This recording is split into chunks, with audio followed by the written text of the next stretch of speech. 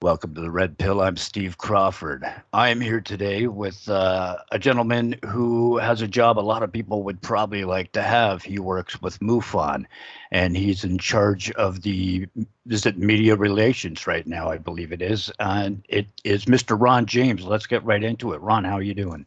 Great. How are you? I'm pretty good. It's starting to rain outside a little, but April showers bring May flowers, right? So I'm hopeful. And it's supposed to start getting warm again too. What part of the country are you in? I'm splitting my time right now between Sedona, Arizona, and Los Angeles. So both warm spots. Lucky you. Yeah, it's starting to heat up a little bit. All right. Well, for my listening audience here, could you let us know a little bit about your background and what it was that got you into this genre, if you will? Well, I had a kind of a life-changing moment when I was doing video production, and I decided it was about 20 years ago that I wanted to kind of delve into topics that were meaningful instead of, carrying gear for the Discovery Channel when they came to town. So I started to explore life after death, the UFO question, the nature of reality in my productions, and that led me to get involved in the UFO field. And so over the years, I've done just a ton of stuff. I produced a citizen hearing on disclosure with Steve Bassett and Ruben Langdon. I did tons of events. In fact, I just counted. I've produced in probably about 400 hours of finished video content in the UFO field. Uh, Nice. and at one point, about 3 years ago, I approached MUFON and we worked together to create MUFON Television. So that's a joint venture between MUFON and my company. And then after a while, they plugged me in to just handle their media relations. And so I have MUFON TV where I host my own programming. And then I'm in an official role with MUFON doing the stuff like this. That's fantastic. Okay, now you had mentioned there was a few things that came down the pipe that you'd be able to talk about. What is one of them? It's actually very interesting. I was shortly before I came on the radio, I Uh-huh. was told not to talk about one of them, and it's the most important one. Uh, Oh no.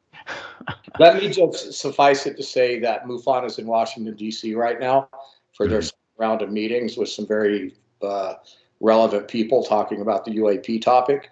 Right. I actually made a video about it and I posted it up to just a very select few people and immediately got a call from the director of MUFON saying that he'd been contacted by some people and in high places and told to take the video down for now.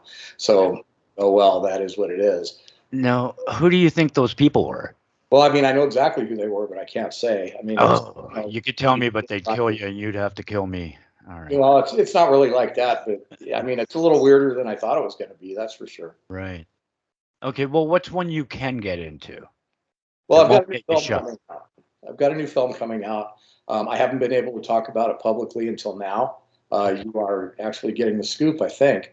It's going to be released by 1091 Productions sometime in the fall. We still haven't decided an exact date. And the name of the film is Accidental Truth. And the reason it's called that is because I've spent basically 12 years interviewing some very interesting people who normally don't have a whole lot to say, who have told us things that nobody's heard before. And so it's going to be very exciting. And I can talk a little bit about that. What's that title again? It's called Accidental Truth. Accidental Truth. Okay. Can you get a little into it without giving too much away? Well, it kind of sucks because with shows like this, I'll get people on and they know stuff. And I know they know stuff, but they can't tell me. And it's like a little, they can, all you guys can do is tease us, but can we give them a little bit more than just a slight tease on what's coming up in this film? Yes. As a matter of fact, what you just said kind of plays into it. And the reason I'm fiddling with my phone is I'm going to read you the definition of accidental truth. Okay. It's funny because we have come to accept a situation where people who know some of the most important knowledge that humanity, me, you, a lot of other people feel we're entitled to are front and center and telling us to our face that they can't tell us. Yeah. And there's a couple of different sides to that, and that's what the movie's about. Is okay. So these guys they have an oath. They have national security concerns. They have security clearances they have to worry about. They have repercussions if they spill the beans. But then again, this knowledge is so important. Why are we not entitled to it? And why does that not supersede any kind of oath? And so, I'm not taking a stand on it because people like Lou Elizondo and Christopher Mellon and John Alexander and Nick Pope, these guys are all people that fit into that category. And I have interviewed them extensively, and I actually consider them to be friends. And in the very beginning of this whole thing, I was very almost militant about the answer to that question. What gives you the right to keep this from us? Mm-hmm. But over time, I've kind of come to understand the other side of the story. I'm not saying I condone it, but I do get it. And it's been making this film and having these interviews and having these conversations has been a little bit transformative for me in my understanding of the reason for the secrecy and the reason and rationalization these guys that are in the know actually have for not sharing the information with us. So it's been kind of a journey that I didn't think I was going to take. Yeah, I guess so. Go ahead. Sorry, that's okay. So the film's called Accidental Truth, and the reason I called it this, I wrote this definition. An accidental truth is what happens when a combination of statements and events lead to an inescapable conclusion that was not originally intended to be revealed. And so what I've been able to do is through a lot of different interviews, Freedom of Information Act requests, and just basically asking the hard questions that if you're not really into the UFO topic, you're not going to know to ask. And when you connect the dots between what people have said and what we already know to be true, we come up with a lot of pretty concrete, newly established facts that nobody actually wants to come out and say. So that's why the film's called Accidental Truth. That's great. I like that. Makes perfect sense too. Now I really want to see it. You've got my head spinning as to what's going to be in it. It's pretty interesting. We have some very stunning inadvertent admissions from Colonel John Alexander regarding previous programs in the government that supposedly never happened. We have a stunning revelation from Lou Elizondo that he still to this day is not saying. We have Nick Pope talking about a situation that he was involved in that should be public, but it's not. And we have, who's the other one?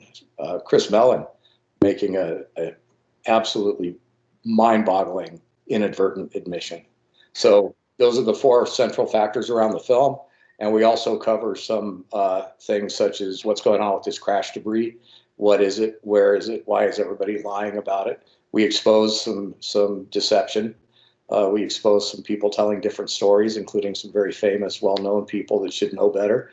And it's if I live long enough to get the film finished, it's going to be one of those films that actually moves the ball instead of a lot of these films that, and God bless all the filmmakers, but there's not really been a whole lot that's genuinely moved the ball forward. And I was doing a lot of regurgitation going on. Yeah, absolutely. That's geez. Sorry, it looks like you got more to say. Continue. Oh no, that's what I have to say. Okay. Unless you have some questions. I would like to actually bring up, because I can't remember his name right now. I was talking to Paul Wallace, and he brought up this gentleman. You may know where I'm going to go with this in a second. From Israel, he was in charge of the defense, and he made a startling claim about a galactic federation. Mm-hmm. You know what I'm referencing? His name right off the top of my head, but we've been trying to get an interview with him unsuccessfully. That seems to be one of those cases where, the book is, he put out a book. It's written in the Israeli language, which I guess that's Hebrew or whatever. No. What language do they speak natively in Israel? I'm not even sure at this point. I don't want to get myself in trouble. Yeah, and I don't want to say the wrong thing and get canceled. But at any rate, it's a native language book. I don't know that it's been translated to English yet. And he did say that. And truthfully, I can't officially say this on behalf of MUFON, but I think that there's probably some truth to that there really is some sort of alliance of spacefaring races that form some sort of a federation. Whether they're all always on the same page or not, I suspect that's not exactly true, but it would just make sense. It kind of does, but it really gets you reeling thinking about Star Trek and Gene Roddenberry and was he just being very prophetic? Did he get lucky, or did he No, possibly have some he was, inside information? yeah, I think it was, I can't remember what it was called. Gene was part of a group. It was called like the Council of Nine or something. Uh, Okay. that really supposedly was plugged into some of this stuff. And so when you look at Star Trek and you look at some of what that series conveyed, especially in the old days in the original series, Right. there may be some very interesting truths buried in the show. Paul and I got into that. Even what do you think about the Marvel movies and what they're presenting? You see any kind of truth when they're dealing with space in there? Possibly. I'm not a super huge Marvel fan. In fact, I haven't even Okay. seen Eternals yet, so I can't really comment on it. But I think that in general, there is a lot of truth leaking out through mainstream media and mainstream entertainment. And I think it's been like that for a long time. You look back to Close Encounters of the Third Kind, which was Oh, supposedly, absolutely. Spielberg was supposedly kind of clued in on some stuff. I think that I have a very interesting take on what I call the managers of this information and what they do. And it's come from doing a lot of study and looking at what's really unfolding. And so, yeah, I could talk about that a little bit. Yeah, absolutely. Let's go for it. Well, let's go back to, the Roswell incident and even before that. One of the things that we're going to be presenting in the movie is that, right after Roswell, uh, rather that event was specific to this or not, the U.S. Army, and this was before we actually had an Air Force, um, right in that time window, the U.S. Army actually formed a group called the Interplanetary Research Group. And you have to ask, if there was nothing going on with some of these crashes, Roswell and a couple other ones, why would the Army form a group like that right about that time? And then Right. why would it be completely buried and only really able to be located through FOIA requests? So what was the Army doing with an interplanetary research group in 1947? Um, it's circumstantial evidence that adds to all the other circumstantial evidence we have that at some point a group was assembled. It could have been Majestic 12. It could have been a Majestic 12-like group. But if the U.S. government was confronted with this kind of situation, it would only make sense that they would form a group to study it. And so, whether you believe the stories about MJ12 or not, doesn't really matter. Any common sense government at the time, and even government of today, would create a group to study this and figure out what to do about it. I mean, how could they not? So the next logical step when you're doing critical thinking is that this group would be in charge of figuring out how to manage the information, and that if they decided that it needed to be kept a secret, they would do everything they could to make it a secret. So I personally believe the MJ12 stories. I did talk to John Alexander about it, and he told me that MJ12 was real, but what he said was that it was actually a group that was put together to manage continuity of government in the event of like a nuclear war. Right. And so to me, John Alexander is a very interesting character, and he's a good guy, but he's also bound by the things he can say and the things he can't say.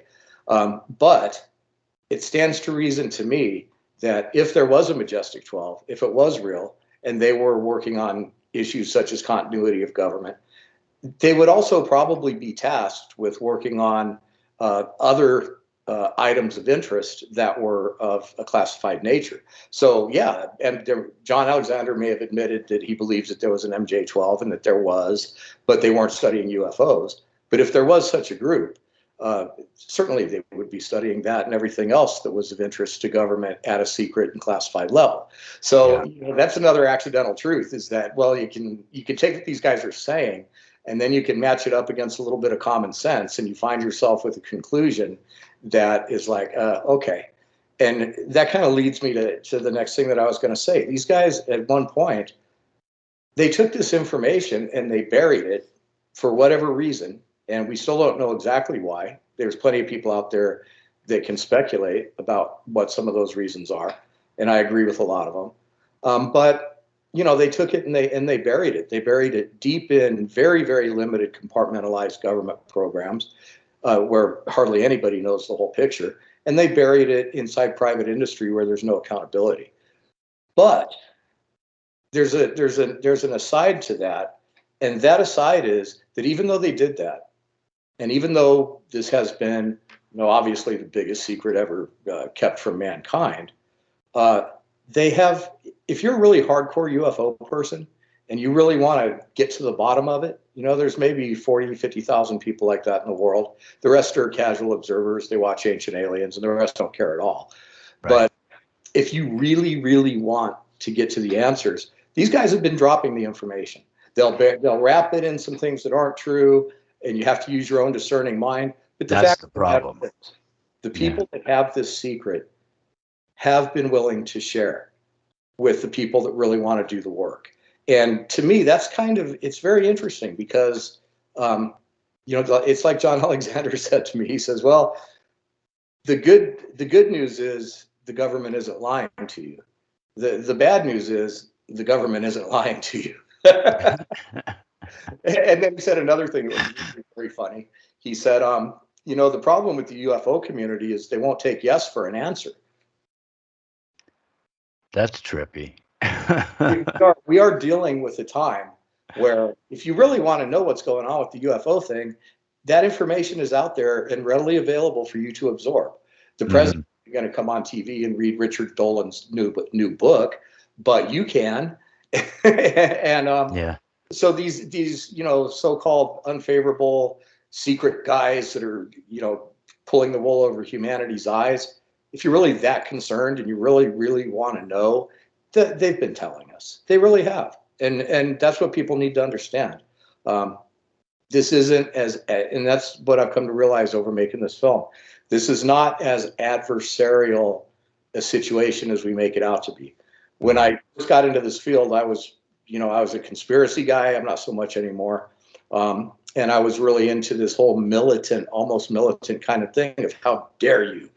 I have a right to this information, blah, blah, blah, blah, blah, blah, blah. Yeah. And it's us against them, and they're the enemy. And I've softened that stance a little bit. Not because I've, sold out in any way. I still believe that we're entitled to this information. But I've also come to understand the other side of it. And I've also come to understand that if you really want the info, you can get it. Yeah.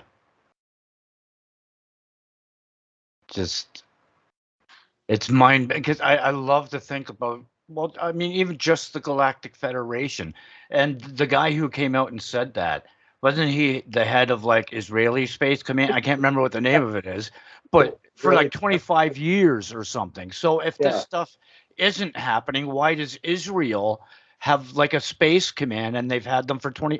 Look at everybody who laughed at Trump for saying the word Space Force. It's like, well, Israel's had one for 25 years. Trump, we already had a Space Force. I don't know what Trump was talking about. It was kind of foolish. Maybe that was his way of, I don't know. I don't get it. I'm not going to get into the political end of it, but we've had a Space Force for a very long time. It just didn't have its own name officially.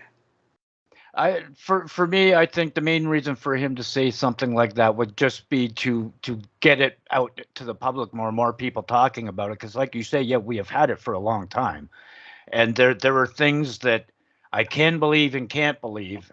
Some of them, if they want me to believe it, the only way it could have happened in my mind is with technology that is far more advanced than anything we've been told about, including Apollo. Just from my perspective, and from a lot of people's perspectives. Well, the secret space program rabbit hole is very interesting.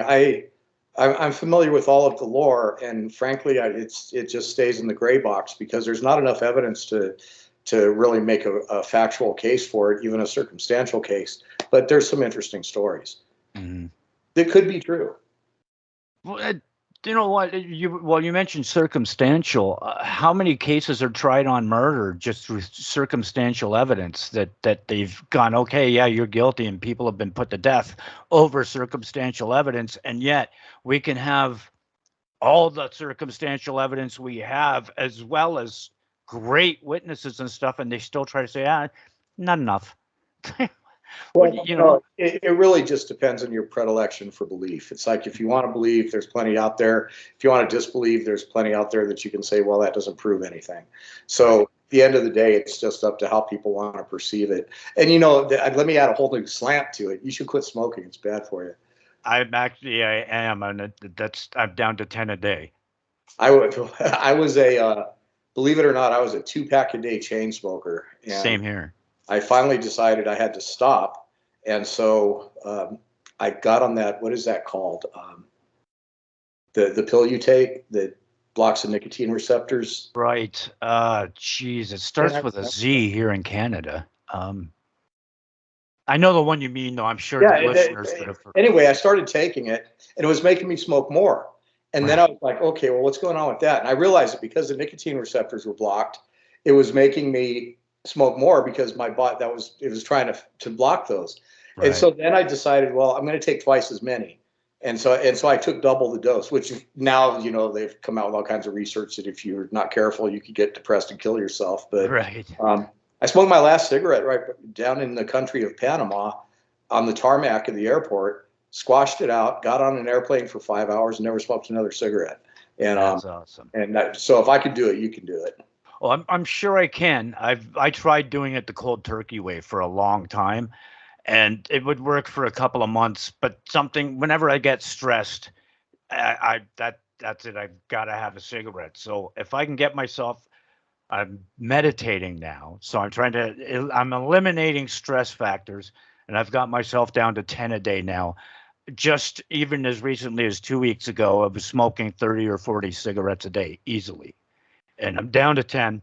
I figure one more week of this, then I'm going to go down to 5 for 1 week, and then do what you did. Have my last one, crush it out, and never look back. Yeah, get the pills. They really do work. But they do change. They give you a chemical imbalance as well. They change your brain chemistry as well. Well, it's only Which temporary. They basically what they do is you take it, and it's got a compound that blocks the receptors in your brain that nicotine connects to. So yeah, there is that, but you're only going to be on it for a month, and then you're done. It's not like an antidepressant where you have to take it forever. that's And true. hey, I quit smoking.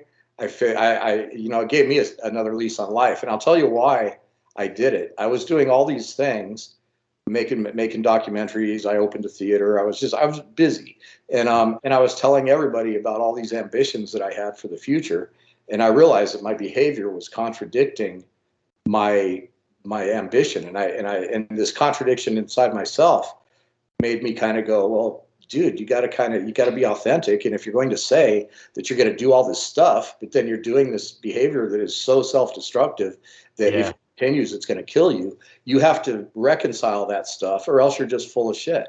Yep. Sorry, can I say that? Oh yeah. Yeah. And so that was it for me. It was a deciding factor. It wasn't really health. It was just that I wanted to be kind of from up here all the way through. I wanted to be authentic, and you can't be authentic when you're walking around contradicting yourself. Exactly. No, you're absolutely right, and that was a conclusion I came to, and that's why I've decided that I have to stop, because if I can stop, to me, that's going to be the hardest thing I ever do in my life. If I can finally walk away from that, and if I can, that means I can do anything. Like you say, It really then is. you can go after all those aspirations are attainable if you. And so for everybody listening, don't pay attention to me. Quit smoking. Because damn, it You does. can do it, and the alternative really sucks. It does death.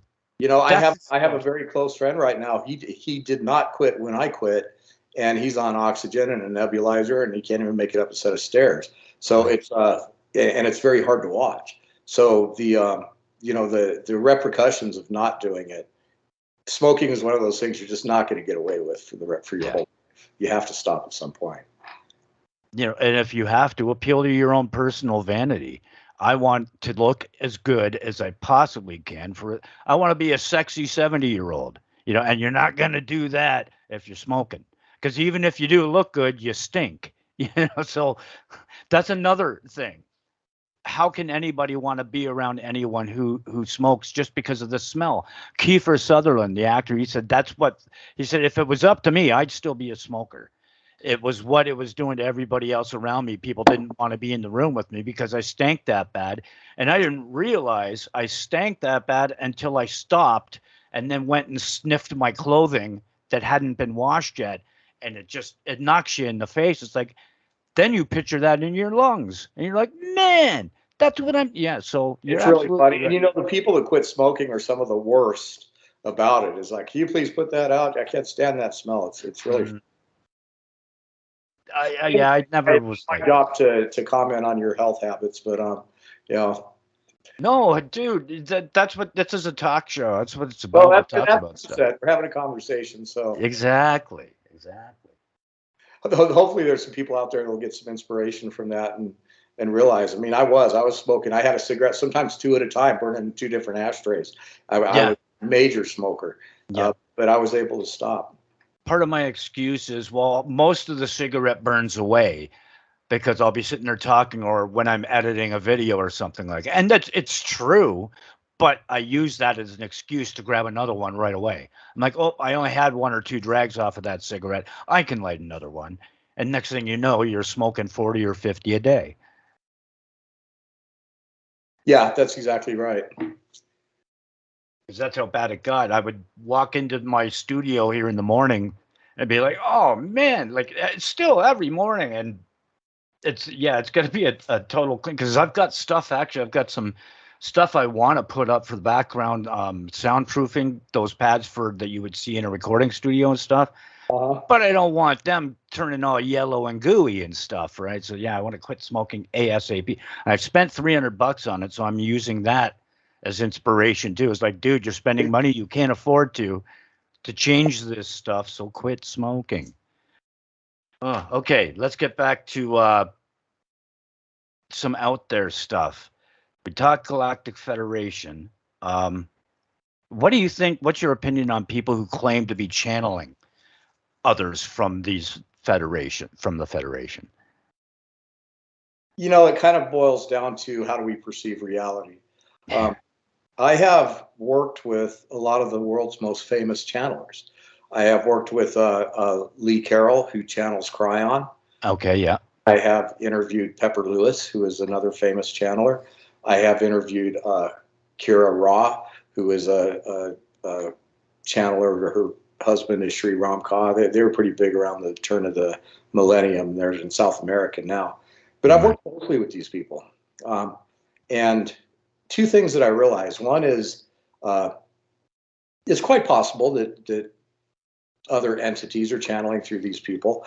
The other is it takes a tremendous physical and mental toll on the humans that are doing it. You're going to age faster. It's really very interesting to see. But, you know, whether or not these entities are who they say they are is subjective. And is there an entity that's channeling through them? Quite possibly, but are they giving you correct information? Right. Because you're dead doesn't mean you're enlightened.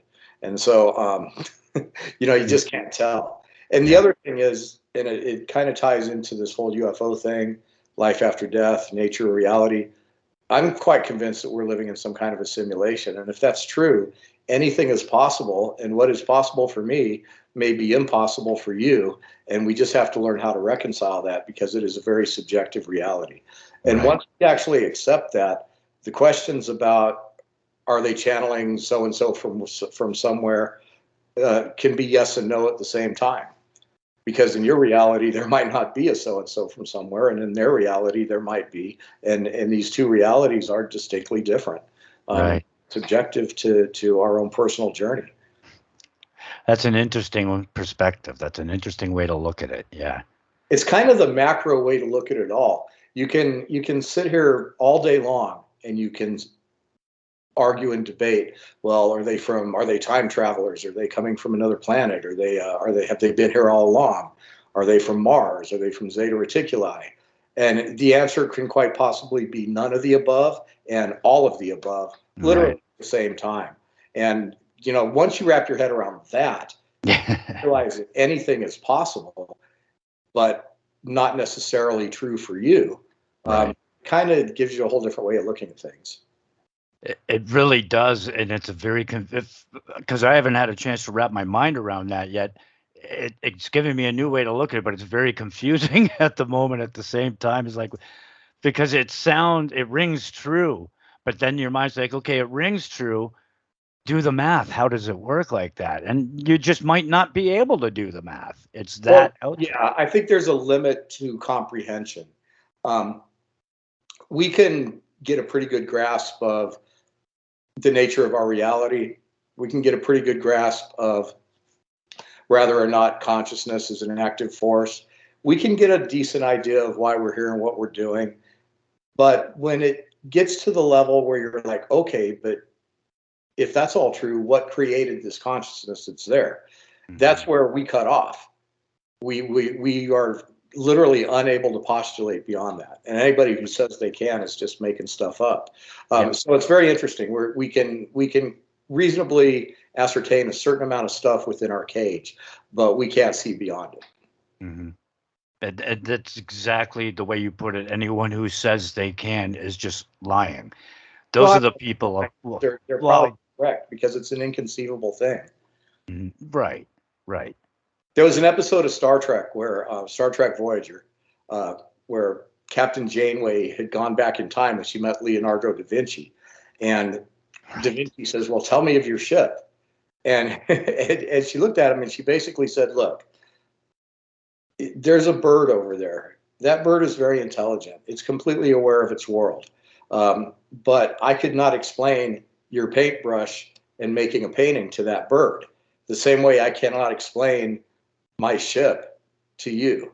Right. And we just have to understand we only have limited bandwidth. Mm-hmm.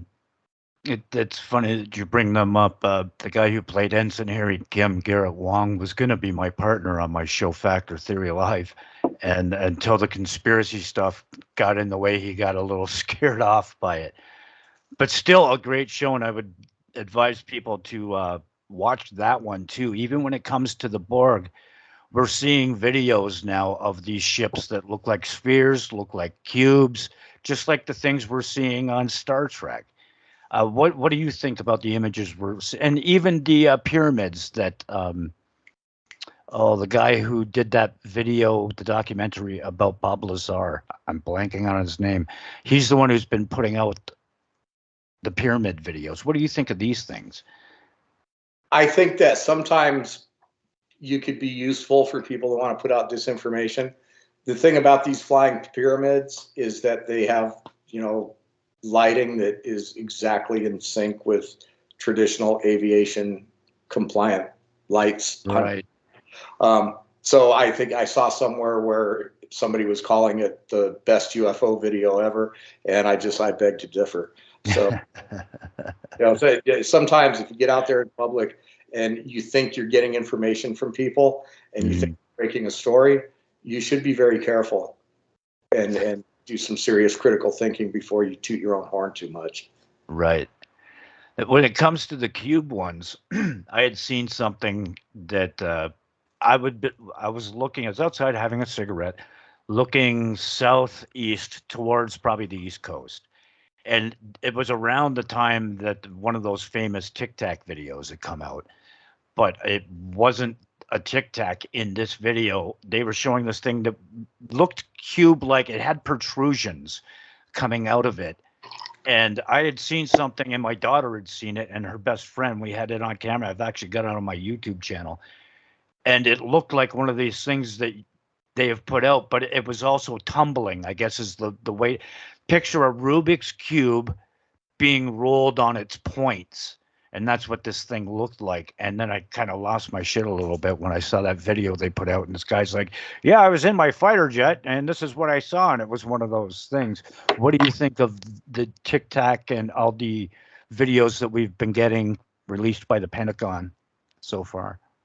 Well, here's the thing. What are those videos really showing? If you took them on their own, and they didn't have all this hype around them, what is it exactly that we're looking at? Yeah. Now, we're being told that there's a bunch of other videos. We're being told that there's all this stuff, but we haven't seen it. At the end of the day, do I believe that those things are showing something? I think there's a certain amount of evidence for it, but there's some debunkers that think differently. Those videos on their own do not prove anything. Right. And I hate to be the guy with the saying that when everybody else wants to drink the Kool-Aid, but it's true. I mean, if you took those 3 videos and you took out the Lou Elizondos and you took out the New York Times and you took out the Pentagon, and you just plopped them online, people would be like, so what? What is? And so, where's the rest of it? And why can't we see it? That's my question. And I'm asking that question of some very seriously relevant people who can answer it. And it's very interesting, but none of them are willing to really step forth and say, well, yeah, we'll drop hints. But, even people inside of government right now are not getting the truth about this stuff. Right. Which is really shocking, because there's the Gang of 8 who inside of Congress, who is 8 key people that are supposed to have access to everything inside of government, every special access program. There's nothing that is allowed to be kept secret from them. Right. But this is being kept secret. And it's like, if our own elected officials under the law cannot be read in, we got a big problem. Yep. I can see it if I can see it if certain people inside of government get access to the information and they're like, well, it's classified. I'm not the one who makes that decision, but at least I know. That would be one thing. But we're not getting that. And even the people that think they're read in, I'll give you a great example. When Chris Mellon, who I have nothing but respect for, first came out around the time that the ATIP story broke, he in the Washington newspaper, he did an op-ed, and he said, I was the Undersecretary of Defense. I would know if these programs existed. It was my job to basically monitor these special access programs, and so I would have known. And I got him on Zoom. It's in my movie. And I said, Chris, here's the problem.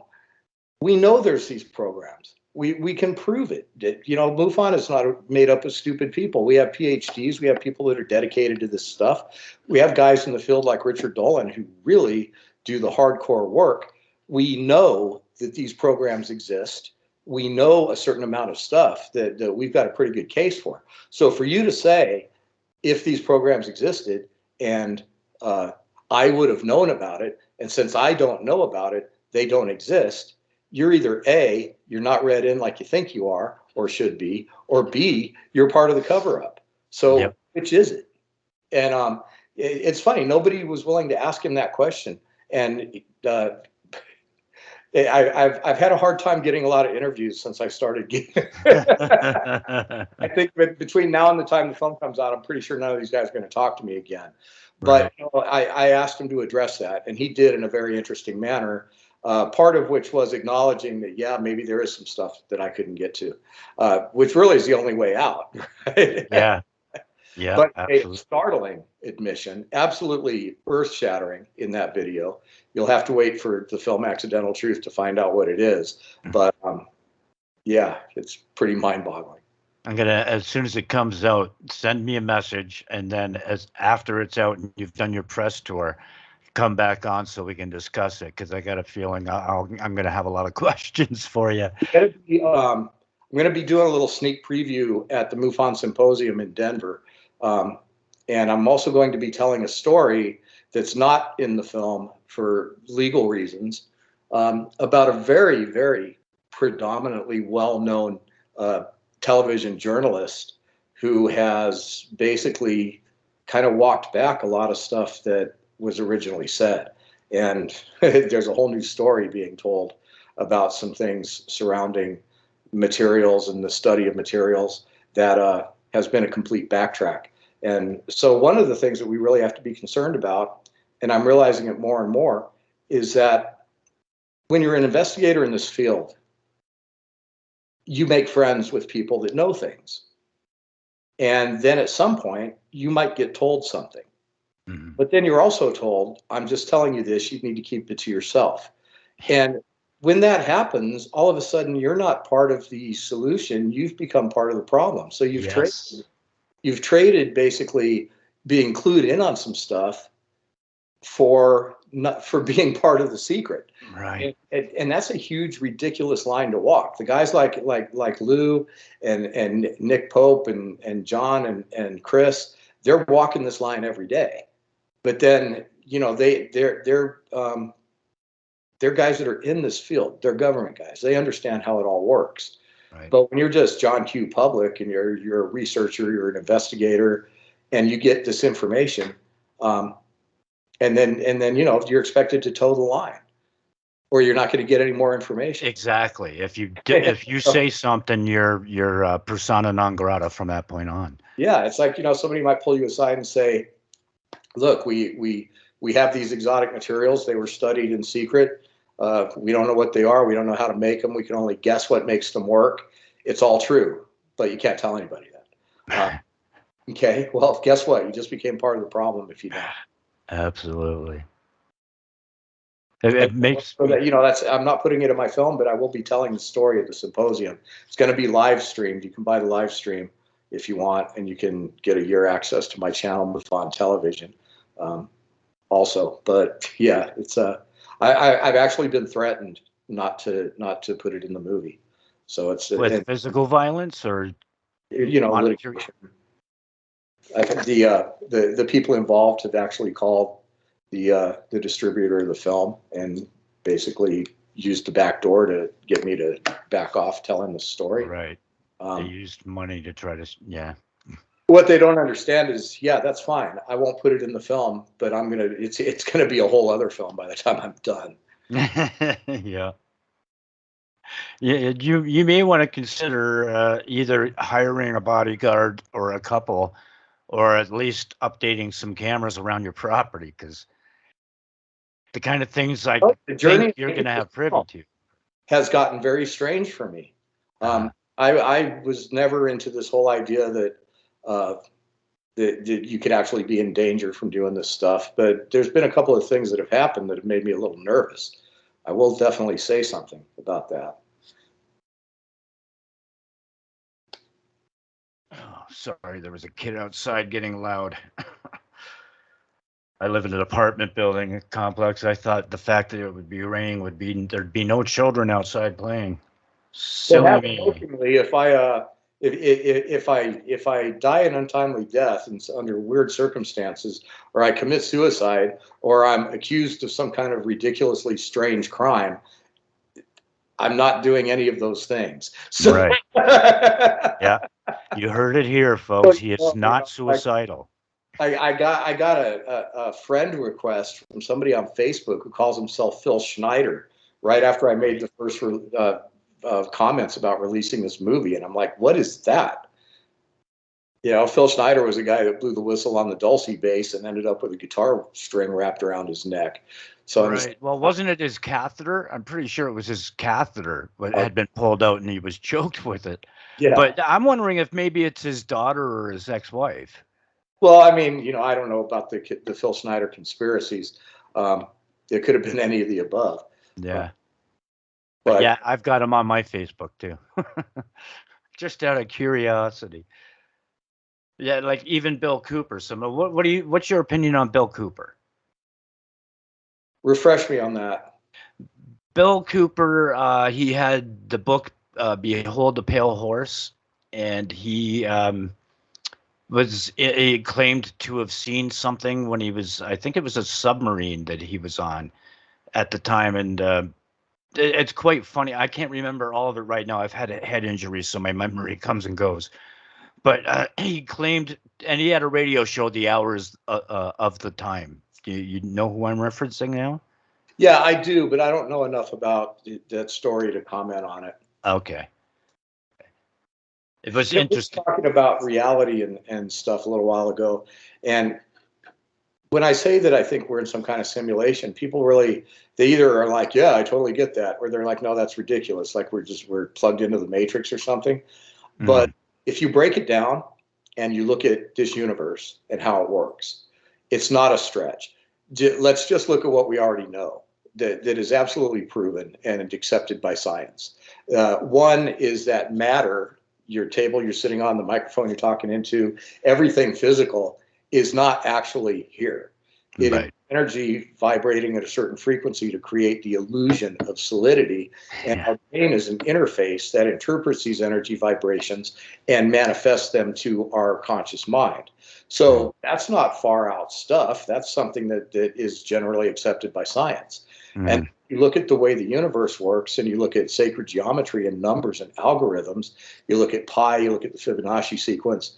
The fact is that the entire universe functions on a very basic set of mathematical formulas that make everything work. Hmm. So when you take the fact that matter is only an illusion and that the universe is a mathematical program, which quite simply it is, then sorry, that's a simulation. Yeah, it is.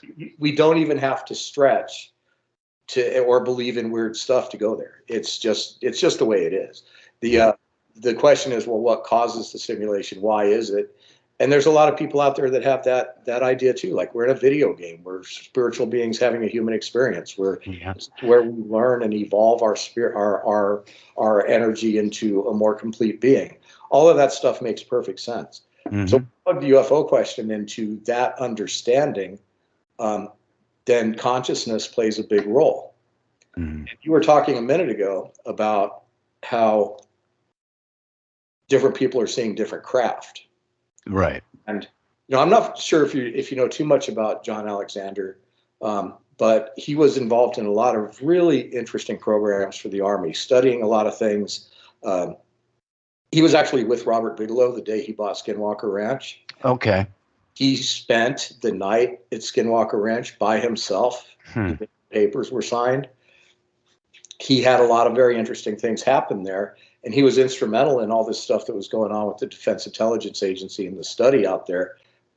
And he will tell you that this is some of the stuff that's in the movie. But one of the things that he revealed was not only have we had programs studying the ET thing, but we have identified a countless number of different types of craft.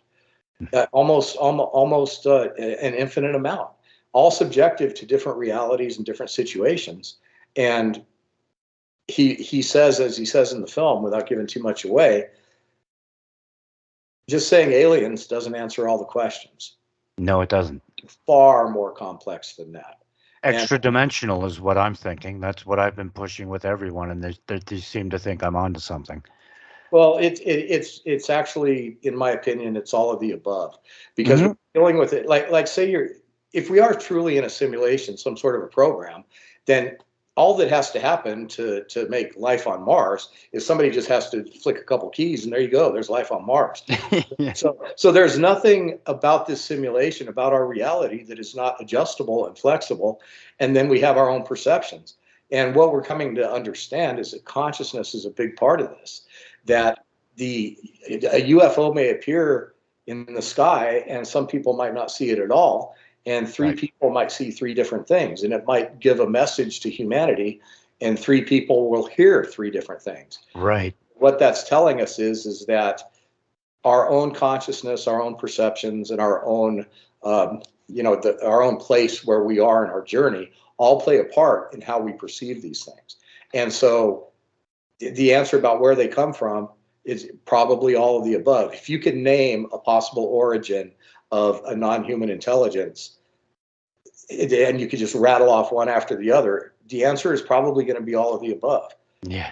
And if you come up with one nobody's thought of, whoever's running this simulation will probably hit a few keys and make it happen. Yep. No, I love the way you just put that. Like I've talked to lots of people about this, including Stan Friedman and stuff. Nobody has put it in a way that you just have, and that's a great way to look at it. That's why you get so many different reports from people on the same object. Well, it was red. Well, no, I saw yellow. Well, that was different perspective or perception on things. I used to use the video game analogy a lot. As like at some point, you go a certain distance when you're playing a video game, especially say PlayStation 1, you get to a certain point, you still see more stuff that you should be able to get to, but the game doesn't let you go any further. Mm-hmm. And I think it's kind of something like that going on. Like we'll get into our solar system. okay, everything they said about our solar system, that's real. Okay, there are planets and there are this and that. But when you get to the edge of the solar system, that's the end of the game for this dimension, is what I'm saying. Then it would be you're traveling to another dimension, and then they have their same setup. There's planets and nebulas and all that stuff in this other dimension. That's where So my if you look at how reality manifests for everybody, um, let's start with the individual first. You're sitting in a chair, right? Yeah, there's things that you can reach and you can touch them. But everything beyond that only has to manifest itself visually for you to perceive it. right, So the bandwidth required by your brain to create the illusion of reality from your surroundings is very limited once you get beyond your ability to reach. I mean, there's sound and there's smell and there's other things that factor into it. But what I'm talking about is what it takes to create your reality around you requires a certain amount of bandwidth, a certain amount of ability to interpret the energy frequency vibrations, but that beyond your immediate reach, those requirements go very, very minimal. So if you're standing in a field looking at a mountain, the only thing that's actually having to require a lot of bandwidth to manifest around you is the ground under your feet and the way it feels to be attached to it. Everything else is nothing but a visual illusion. And now when you and then if you walk to that mountain, well, all of a sudden that mountain's there, just like in a video game. It's rendering for you now in a more detailed situation. So when you look at the solar system, well, we all see it, right, but we're just seeing it. We'd have to go there to know in order for it to manifest into reality. So in other words, exactly, we can see Mars, and our collective consciousness, we all agree as a planet and as a collective consciousness beyond the individual that, yeah, there's Mars, it's over there. But until we actually go there, for all of us, it's just something in the sky that we see, just like that couch that you can't touch is sitting in the corner of your room. It's hmm the same thing. And so the galaxy, beyond that, it's the same thing. It's all just visual references, like paintings in the sky. And until we actually go to that galaxy and touch it, then that's all it's ever going to be. hmm And so and even if somebody is able to go, like when the first astronaut lands on Mars and puts his feet on the red soil, great, he is going to touch the red soil, but to us it's still just a picture. you're It's a, right. we can see, it's not something we can touch and feel. And so the reality of it is just as questionable. hmm The bandwidth needed for him to feel like he's really on Mars is just, like you said, just under his feet again. He's feeling the dirt, and Well, then it's it just like comes a into computer game.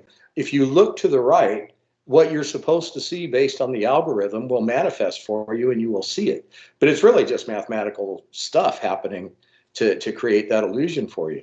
It's the right. same thing with physical reality. When you look over there, it's there. When you go to it, like if I'm looking at my truck outside, and if I go to my truck, I can grab it, I can open the door, I can get in, and I can drive.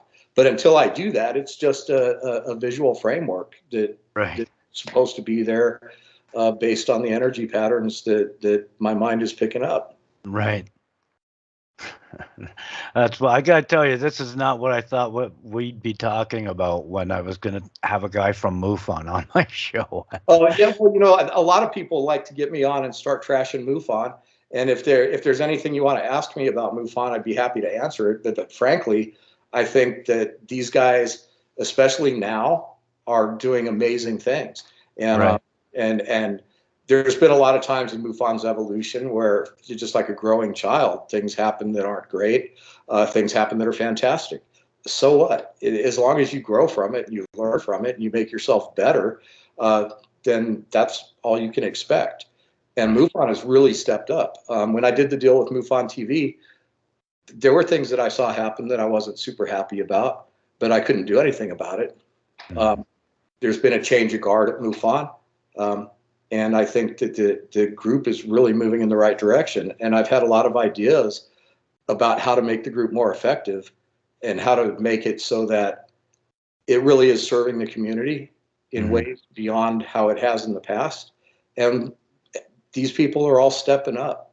And so I'm very, you could have asked me 2 years ago and about the inner workings of MUFON 2, 3 years ago. And I would have just been kind of like, well, I just do MUFON TV. It's really not something I want to talk about, and I can't speak for MUFON. Right.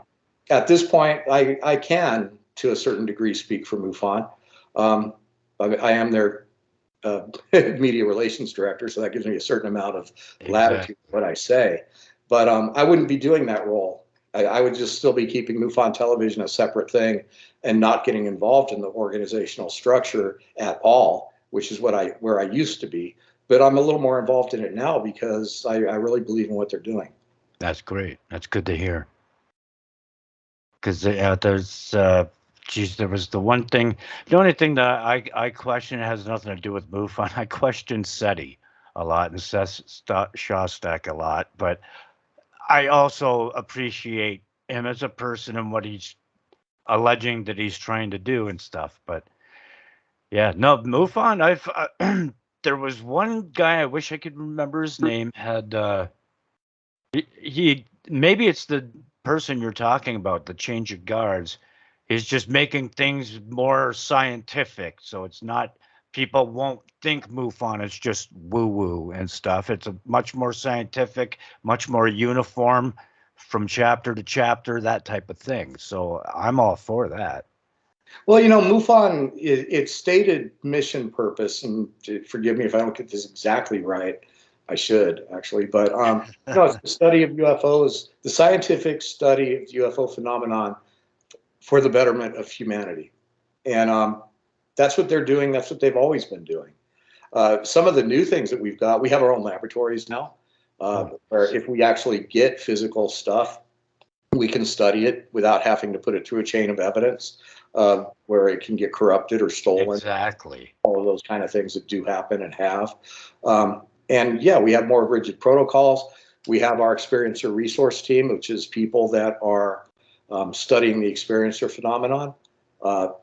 And we have all kinds of different things for people that, you might not want to become a UFO investigator, but you want to be part of something cool.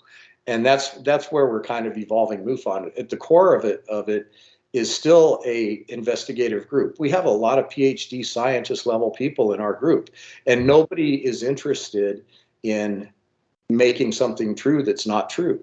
We get we get hundreds of reports, and most of them are very easy to debunk. And there's a lot of times when we'll be looking at something and go, wow, that is one incredible video. Too bad we can't vouch for it being an unknown thing. So there's nobody in MUFON that's trying to hang non-scientific approaches on stuff. We are our own biggest critics. And so that's just evolving more and more. We have more and more video experts that are able to analyze stuff. We have a new film coming out, the MUFON's Best UFO Videos, and it stars Skyla Fever and Katie Cook, who look at 35 different UFO cases, and there's only 8 of them that we couldn't figure out what they were. And people are probably going to watch this film when it comes out and go, well, that's bogus. But that's the reality of it, is that, you see all these videos on YouTube. If they're unexplainable, they're probably fake. There isn't that much good video coming out about these things. And, if I was an alien, why would I want people to be able to videotape me? Right. So well, there's also the what they use for a power source. I imagine, like, people are always complaining, if it's real, why is it so blurry? Well, wouldn't that have something to do with the power source as well, distorting the image itself because of the field it's creating? yeah, To me, that just seems like basic math to me as well. well, there's a lot of theories about how these things work, but we don't know. At least not you and me. I'm sure there's some guys that know, but we're never going to meet them. Right. But we don't know what's powering these things. We can only guess.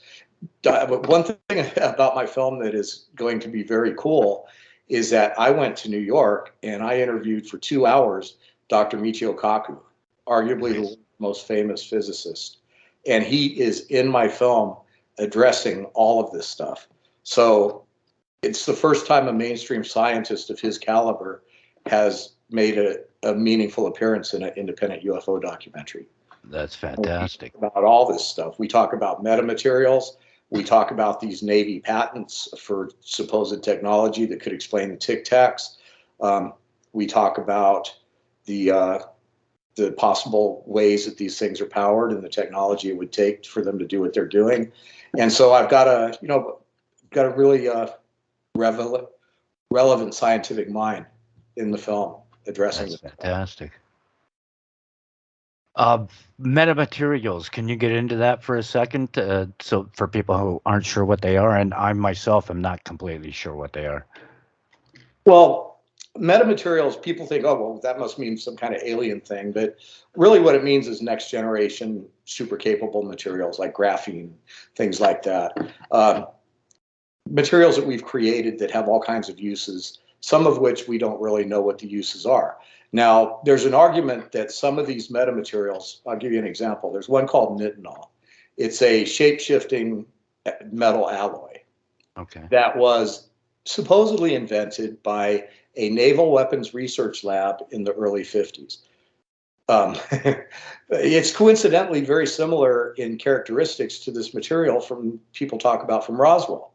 Mm-hmm. So if people believe Philip Corso's book, or they believe that something like that could be true, that if the government, recovered a crashed UFO, what would they do? They would take the materials and the technology and they'd send it off to different people in industry to try to figure out what it does.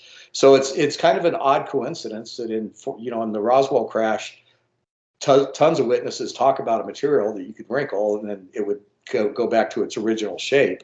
And then here we are a few years later, out of the Naval Institute Weapons Research Laboratory. In fact, it's actually named, the material is called nitinol, N-I-T-O-N-O-L,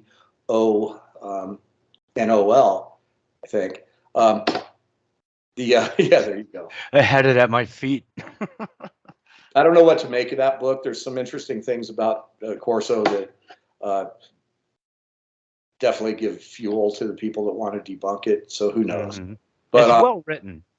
It is well written. But back to nitinol, there you go. Here's a material that comes out of a government facility shortly after this material was supposedly discovered, and it's been around for a long time. So it's considered a metamaterial with a human origin. There was a Freedom of Information Act request that was filed about UFO debris, and it actually came back with a 154-page report about a bunch of materials that we don't know how to make them, we don't know what they do. And then the Pentagon started walking the whole story back, and they're like, well, no, that's stuff that we're studying. And there's a video on MUFON's YouTube channel about this that I did. I invite people to go check it out. It's easy to find. But the thing is, well, if you invented them in your own laboratory, how come you can't describe how to manufacture them, and how come you can't describe definitively what they do? It's absolutely preposterous. And yeah. So there's been a lot of walk back, and the film Accidental Truth it has some a very big part of the film is exploring these materials, what they are, and why everybody thinks that there's such a need to lie about it, and backtrack obvious facts. Well, and it's perfect because all they can do this stuff in secret to make it something that can be used by the public. Give one guy, say, you sign a non-disclosure agreement, we'll make you rich, but you can't tell anybody how it was made or anything because, one, you don't know, but two, you'll be able to get away with that because you can simply say, I'm sorry, the information is top secret. One of the materials in these reports is called metallic glass. And it's like, okay, well, show me some metallic glass. Well, I don't know where there's metallic glass right now, but I know in Star Trek, the very first movie, they had transparent aluminum. Yeah. Yeah. And absolutely. Now glass. Maybe metallic glass is out there. I haven't done enough research to prove or disprove it. So I'm not saying that we don't have metallic glass, but I know I can't buy it at the hardware store. But there's 154 pages, that some of which contain details about what it is and how it works. But it also summarizes, what we don't really know. We don't know what it might be useful for. So who invents a material and then they can't figure out what to do with it? Nobody. Right. So these guys are stumbling all over themselves to cover up the fact that they're studying material of unknown origin. Some of this stuff can't be manufactured in a gravity environment. It had to have been manufactured in a zero gravity environment just to make it possible. You've got materials with layers that are an atom thick that nobody can figure out why we need this. What is it? So if it was developed in a military research laboratory, then how did you make it and what's it for? And if you can't answer those two questions, then guess what? You didn't develop it in a research laboratory. You found it trying to figure out what it is, and you're trying to cover it up and stop it, for crying out loud. It's so funny that you bring up transparent aluminum too, because I was watching that movie, was it Star Trek 4, where they're doing the whales? I think that was it. And Montgomery Scott gave the formula for transparent aluminum to because that one was funny. Guess what? We have a declassified report about metallic glass, but I don't see metallic glass anywhere yet. But I see there's the people that are the flat earthers, right? So I did up a little video for them, and I was like, I wonder what this dome to separate the waters from the waters could possibly be made of. And then I put that scene on about the transparent aluminum and stuff. Got so many flipping likes. I was like, it was kind of a joke, but it's just interesting that you bring that up, because some people think that it's something like that. But I think it's much more likely what you say, that this is a programmed reality. And the real question is, we need to find out who's at the keyboard. Yeah. It's like we know it's a projection, but who's the projectionist? Yeah. And flat Earth, my gosh. Okay, if people want to be into that, it's your own reality. You can have it if you want. Yeah. Maybe it does exist in their purview. There's the guy. Vice News did a story about this guy who created this whole movement called Birds Aren't Real. Do you know about this? No. Oh, it's the funniest thing ever. Just an audience, you'll laugh your asses off, I promise. Just search Birds Aren't Real. This guy went to some kind of event with a sign that said birds aren't real, and people started asking him, well, what are you talking about? And he said, well, in the 1950s, the US government killed all the birds, and the birds that you see today are not real birds. They're robots meant to put you under surveillance. And the dude built this major national movement with hundreds of thousands of people being aboard, going around city to city and having birds aren't real rallies. And wow. It really happened. And you look at this and you're like, okay, well. When was this? Yeah, just recently. Well, okay, now it's understandable, because everything went topsy-turvy from like 2008 on. Pretty much. Yeah. So, but really, do it as soon as you get off this call. You will laugh your butt off. I gotta write that down. Google Vice News, birds aren't real, and you'll see this video, and it's the most incredibly ridiculous thing you've ever seen. Wow. It's on YouTube. This guy literally turned it into a movement. T-shirts, websites, people gathering at events. They went and they picketed Twitter. They had hundreds, if not thousands, of people show up and picket Twitter because they have a bird for their logo. Right. That's funny, because while I was walking down the sidewalk today and saw the remains of a baby bird, the lower half of it. So they're trying to say that thing's not real. It certainly wasn't a robot, but that's just funny. I bet your buddy may even be doing it as a joke, as a get-rich-quick scheme. No, I mean, the guy, yeah, he totally admits it's a joke, but you have to get through a few layers before he goes there. Right. He will stand there with his megaphone, and the people that are supporting it, they all know it's a joke, but they do it anyway. It's good fun. Very, very interesting commentary on society right now. It's kind of like that film Don't Look Up. It's like things are just getting ridiculous. Right. What did you think? But let's go there. I loved that movie, and I was like, oh my Lord, I can't believe that this is out here on Amazon Prime, because I really think a lot of that was bang on. Yeah, I mean, it really illustrates a serious problem. We've reached an age where, when we talk about reality being subjective, we've always been able to collectively agree on a certain number of basic truths and realities, but that's not the way it is anymore. we are not even on the same fact basis to be able to relate different opinions, different points of views. We are living completely different realities where the points of views, you can't come together and reconcile differing opinions if you're believing different truths. And I think this is a terrible situation for humanity, because if we can't all agree on at least some basic truths, then it makes us further and further apart. And the only thing that's going to happen is it's going to get worse. It's going to get more divisive, and we're literally not going to be able to function as a society if we can't keep, basic stuff in line and accepted. George Orwell comes to mind. Oh yeah, yeah. And there's this whole thing with what's happening in Ukraine, and it's affecting me in my business, because I have an animation business that I've launched to do digital animation using the Unreal Engine, and two of my best animators are in the Ukraine. And so instead of them being able to work, one of them's off in his community, brigade with a gun, and the other one is hunkered down in his farm in the middle of Ukraine, sending me videos of cruise missiles flying over his house. So and if you look at what they're doing with that, they've shut off the media inside Russia and China, to where these people are being told a completely different story as to what's going on. And then we're being told a different story, and who knows, we're probably being manipulated too, but I don't think to the degree. I believe that 100%. Everybody, all the public is being manipulated. All the guys behind it, they know the end game. Putin, Biden, they know what the plan is, and they're playing their parts. And they're keeping, by doing this, it makes, like you said, we're all divisive. People are either for Putin and what he says they're stopping, like they're stopping biolabs. They've shut down some sex trafficking and stuff like that. Or they believe that Putin is evil and that the Ukraine is defenseless, and that Putin has no business there.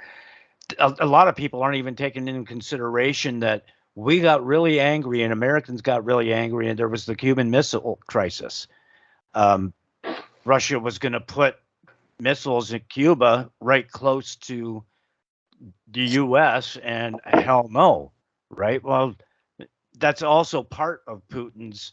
Like, so people just don't know. There's that as well. There's all kinds of games being played by all parties involved. In all fairness, Putin had a point, and we probably got a little too tough with him.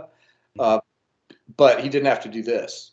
No, and the fact of the matter is that when we see what Putin is capable of, it's very easy to understand why we were doing what we were doing to contain him. So, there's two. But he's been contained too. He is contained. He's surrounded by American Air Force bases and stuff like that. Exactly. And now for the people that want to go in his defense and say, well, he had a right to have concerns, look at what he's doing and what he's capable of, and you will understand why we did this.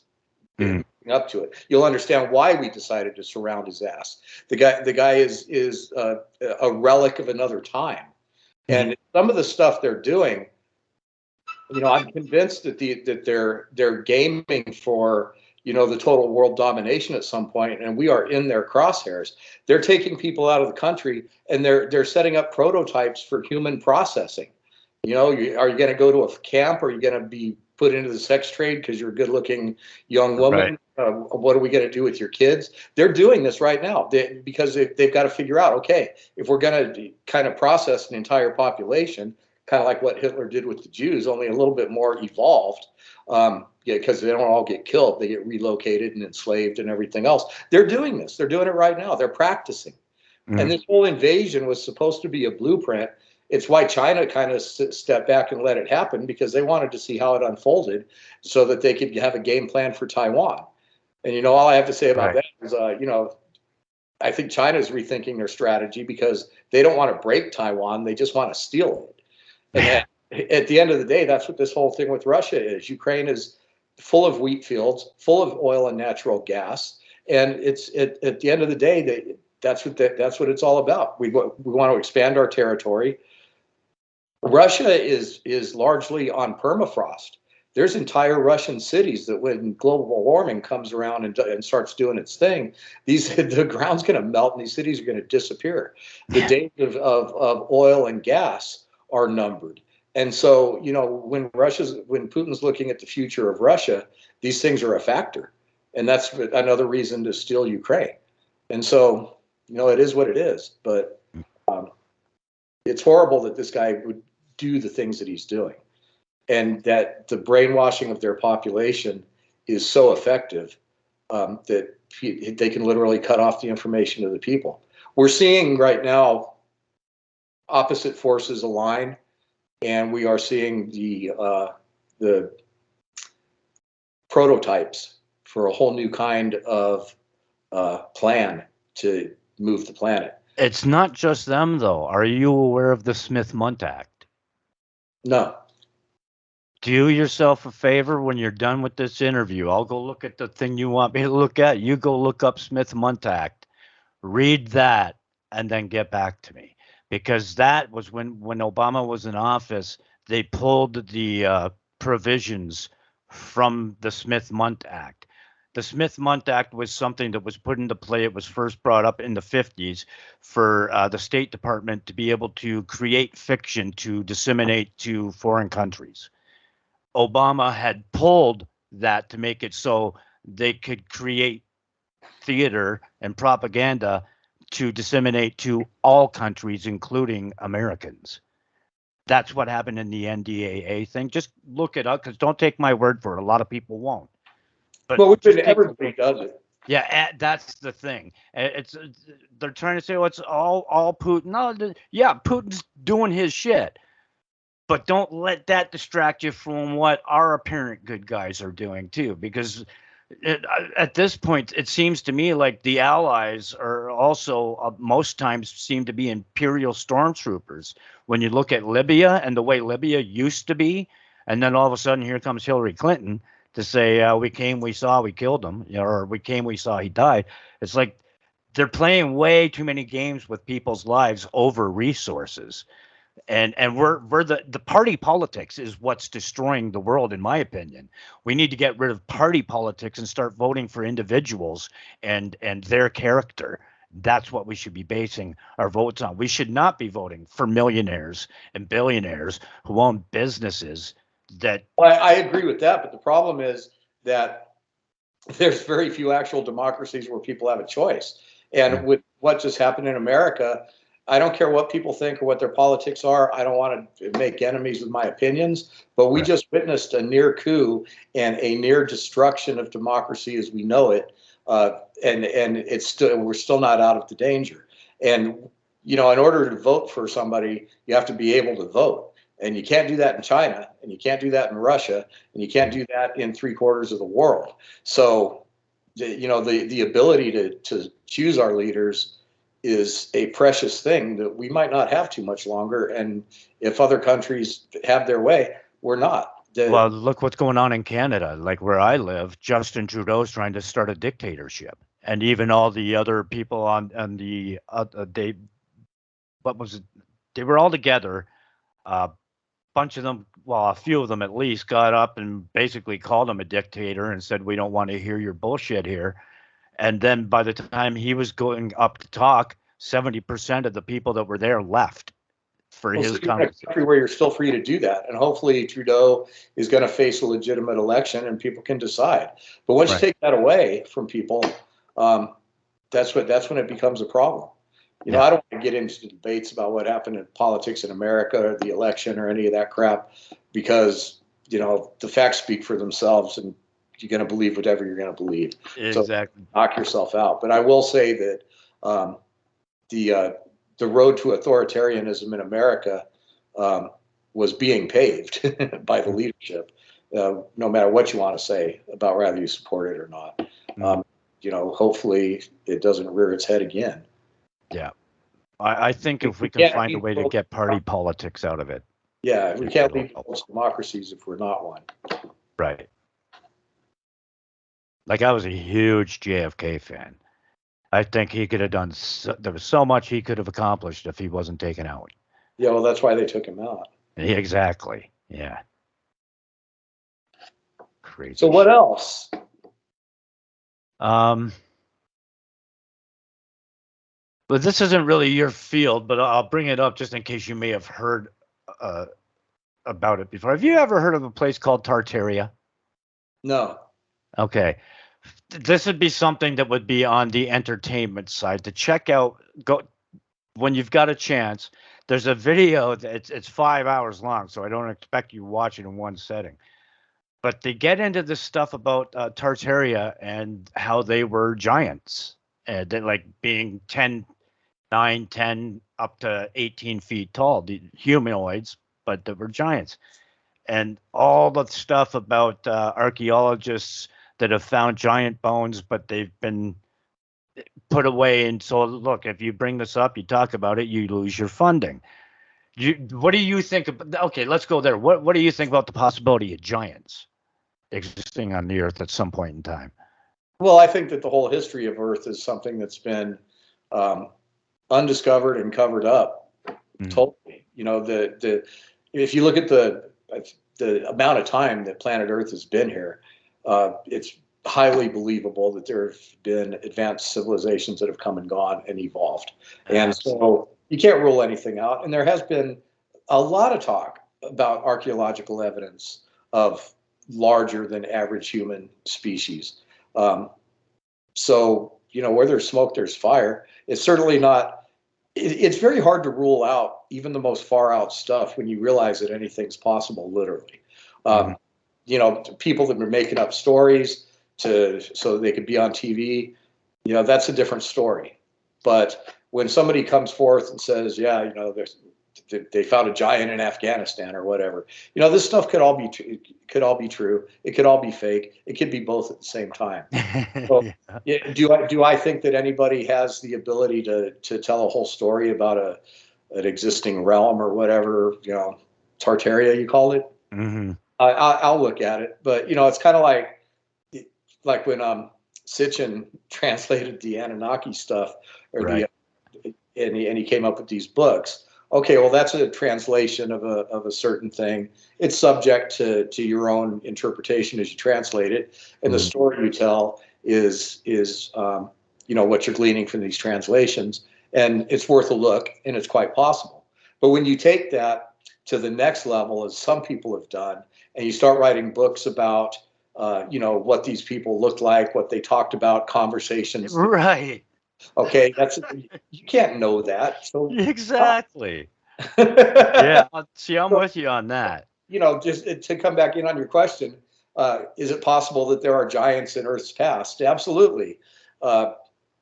Is there a Tartaria with, you know, stories about what giant married what giant? You know, I don't know, and either really, I think, does anybody else. So you know, for lack of knowing, I can't say anything about that specifically. But right. You know, I can tell you that if you invest in something that's going to give you 25% interest every year, you're probably in a Ponzi scheme. I don't need to know the details to know to recognize the character. Yeah, exactly. As well, you see that, and that's why I said that's why this isn't an interview. This is theories and stuff as well as facts that we know, and that's part of my show. I've got a website that's in the works right now. It's factortheorylive.com that I'm going to be doing a lot of this type of stuff on, and because a lot of people need to realize, one of my pet peeves is when somebody comes out and basically tries to claim that they know 100% a fact that this and this are going on, especially when it comes to like aliens and what they think about and what they're talking about and all this stuff. It's like you can think, you know, you may have had a cool dream, maybe you had a cool experience, but to the rest of us, it's all just theory. So, you know, it's going to be about sifting between what we consider to be facts and what are just theories. Because as far as I'm concerned, just about everything is theory, and that would be a great way to go. There's a very, very, very few people alive on Earth right now that know the whole story as far as the expanse of human knowledge is available, and they know a whole lot less than I think we give them credit for knowing. Right. So nobody knows, and if you do know, then put up something. Yeah, or put up or shut up. It's like when I interviewed Michio Kaku and we were talking about experiencers. He's like, "Well, next time you're on an alien ship, steal something." Yeah, That's a pretty good imitation there. But at the end of the day, I was kind of reviewing that in my mind, and it's like, well, for one thing, you're probably not in a situation where if you've been abducted, where you're able to have that much mobility. They'll notice that you have something, and it's probably just not that easy. And if it's a mental thing that you're doing, then it's not easy at all. So just because nobody's come back from an experiencer phenomenon occurrence and not been able to grab an instrument from a table doesn't mean that there's no validity to the topic. Exactly. See, I've got my own experience. Do you know who Mary Rodwell is? I do. I've interviewed her twice. Okay, so I had her on about a week and a half ago, and I'm having her back on April 27th. She's going to do a regression for me because I've got questions. I don't remember seeing aliens. I know I have seen things in the sky, and I have some missing time, like 2 hours, considerable missing time in a weird circumstance when I was hitchhiking. I was looking at something that I thought was a star, then started to realize maybe that's not a star. And then the next thing I knew, I was 2 hours. Because like I said, I was hitchhiking. 2 hours had gone by. I was finishing the thought, but there I am in the city that I was walking to. I'm like, wait a minute. What the hell just happened? How did I get here in between two words of a thought? All of a sudden I'm here, So she offered to do a regression because I want to know. That's why you haven't seen a book from me here. I had lots of things that have happened, but I don't know if they've happened. I kind of do, but I'm like devil's advocate is something I say a lot. I like to be able to put up or shut up. And so I'm not about to write a book until I know. We're back to subjective reality. Maybe it happened, maybe it didn't. Yeah. The thing is, if it happened to you, then it happened to you. Let's look at some of these popular stories that are out there. Okay, so I went to bed. I was 5 years old. I was taken. Corey Good? I'm not naming many people. But I have no problem doing that. But yes, go ahead. Okay, so I was taken. I was fast forwarded in age. I served 20 years on another planet. I went back. I was age regressed back to my original age, put back in my bed on the same night. And I'm like, wow, you mean you had a dream? Yeah. So that's exactly what I said. Oh, that's a pretty cool dream, dude. Yeah, but I mean, my point is that if that person or anybody telling a similar story experienced that reality, well, they experienced that reality. How it's supposed to affect our reality and how we perceive things, that's strictly up to us. So if it happened to you, it happened to you, because the mechanisms for creating experience in your conscious mind are many, and we only understand a few. That's true. Absolutely. Like I was saying with Paul Wallace, like the reality, quote unquote, of what's really going on behind the scenes, that we're projecting everything that's going on ourselves. They're helping us to project it to cover up some stuff that is pretty trippy, like probably way even more cool than any book or movie. The stuff I believe that's being hidden from us. Like what? Just like even the human, our ability, like when the lockdown happened, I bring this up often, people who listen will be going, oh, he's going to the lockdown story again. When lockdown happened, the first 2 weeks of lockdown, what happened? The air got clean, the water got clean, and animals started coming back from nature. I know. I was in LA at the time, and it was just amazing to watch those skies clear up. And the question I had to ask myself about that was, look, why can't we just have a complete standstill 2 days a week and wipe out 20% of pollution? Hello? Yes. I mean, we could do it. It happened. It wasn't the end of the world. We all made it. Even if why that can't was just we do the that? weekends, weekends were for nature. You ride your bikes, you spend time out in nature with your family, stuff like that. No driving, no flying, no nothing. Absolutely, the planet would be clear and clean.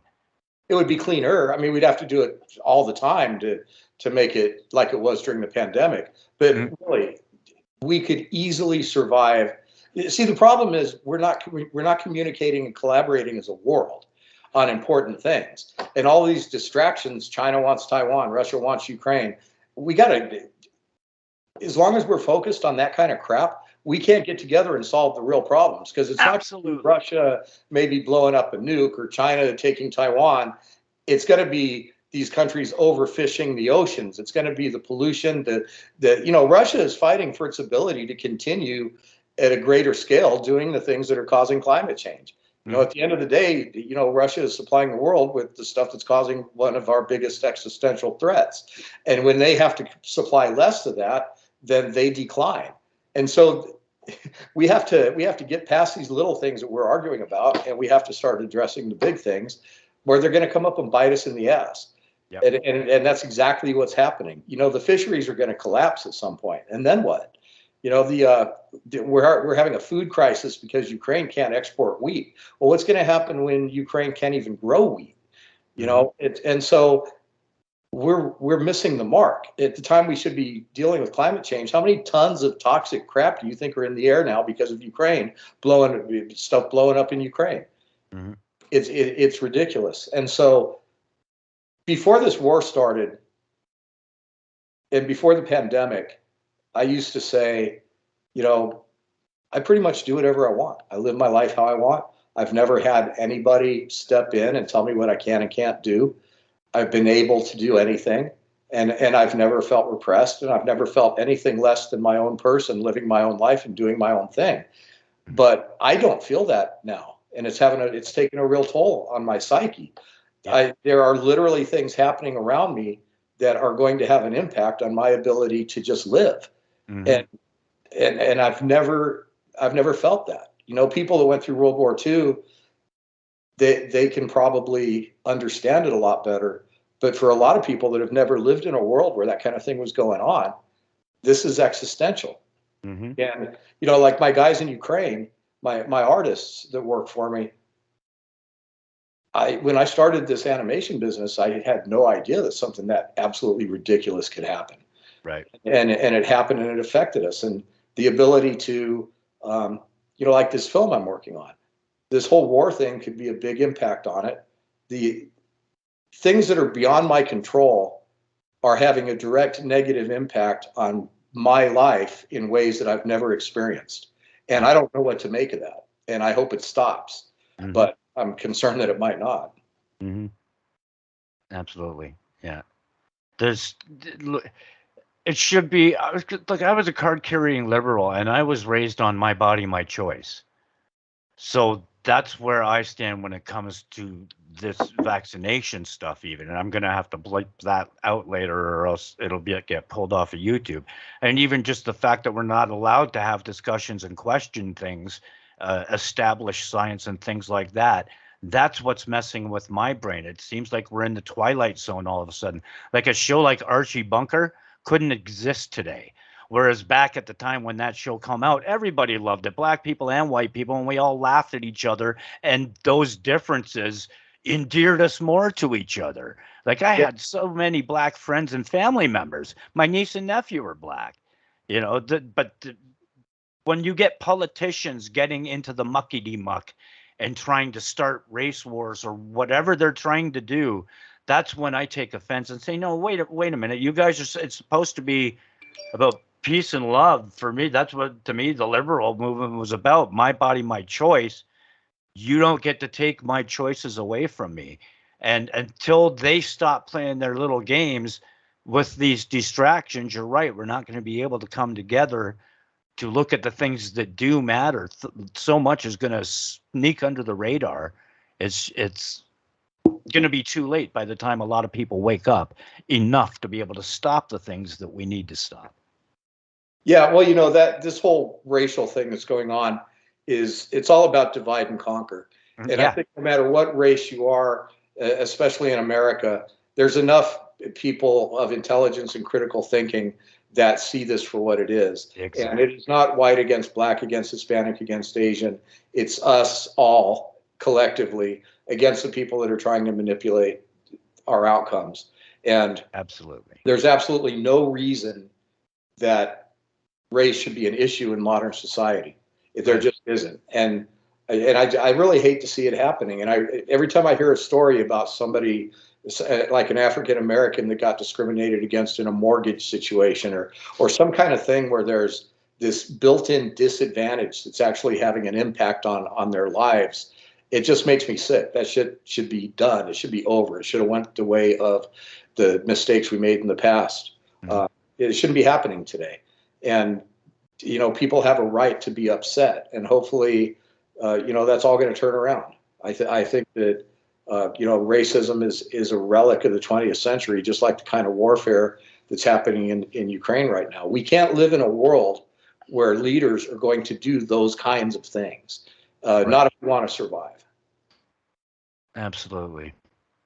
Absolutely. Actually, that's probably a great time to end it with that. That'll be my full 2-hour show. People listening, actually, I'm going to do a quick shout out to anyone listening on like iTunes, TalkStream Live.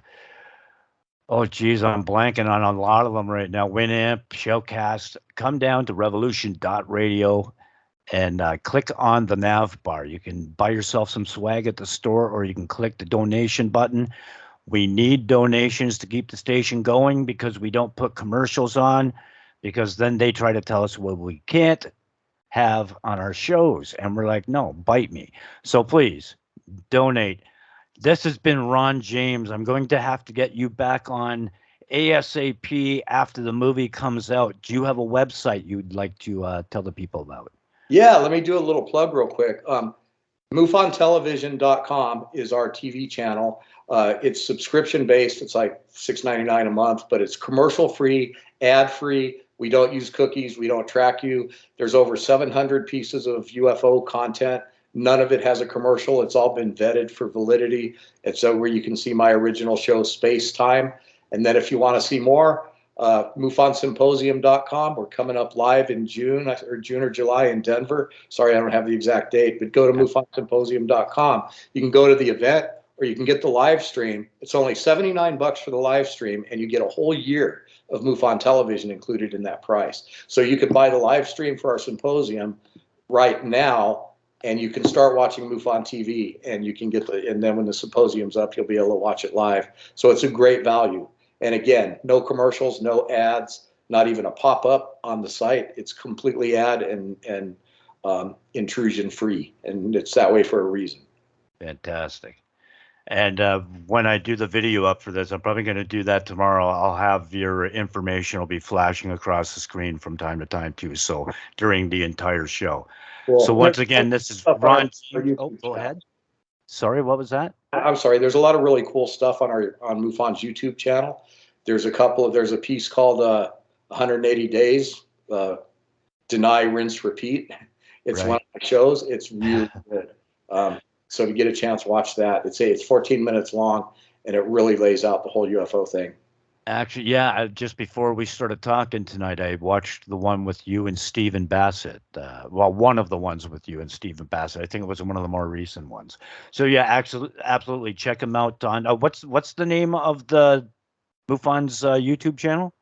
Just MUFON. Just type in MUFON, it'll pop up. Yeah, fantastic. And then go through the content. I'll send you a link to a couple of those particular pieces. And also, if you go to MUFONtelevision.com, you can click on some of the links down below on the front page. It'll take you to a page that has a whole bunch of free content. I interviewed James Fox the night before the phenomenon was released. He was at my house, and we talked about filmmaking and the whole UFO thing. Hardly anybody's seen that because I haven't released it publicly. You can watch that for free, and you can watch some of my shows for free at MUFONtelevision.com. That's awesome. I'm trying to get him on my show too. So if you could put in a good word, that'd be awesome. Well, I know he's just coming out of making another film. I figured he was busy. Yeah, I'd say give him a couple more weeks, and he's going to want to start talking about it. Fantastic. Thanks a Or lot, you man. can still take this interview and cut it all up and take me out of context and make me look like a fool, and then I'll be mad that I did that for you. No, I don't do that. The only thing I'll be taking out is that part. And then I put it, what I do is, but I put it at the end of the video. So it's like a little goodbye to everybody. You've just been red pilled by Steve Crawford. Everything else will be in there except the only things I ever take out is coughs, sneezes, or awkward silences. And I don't think we had any of those during this show. So it's pretty much going to be as is, except for what we're saying right now. That was pretty cool. I wasn't sure if you were going to be one of those guys that just that I have to go on and defend MUFON and answer all kinds of questions. So I didn't know what to expect, but it was a good show. Glad I No, did. yeah, you'll find with me, I'm totally open-minded, regardless of what my personal politics are, because I also realize I might be wrong, you know, and as long as I can admit that, I think I can have really good conversations with people. So thanks a lot for getting back to me, Ron. Cool, man. Well, I'm glad we did it. Thank you, Stephen. Thank you. Ciao. Bye. Hey, I'm Ron James, and you've just been red pilled by Stephen Crawford.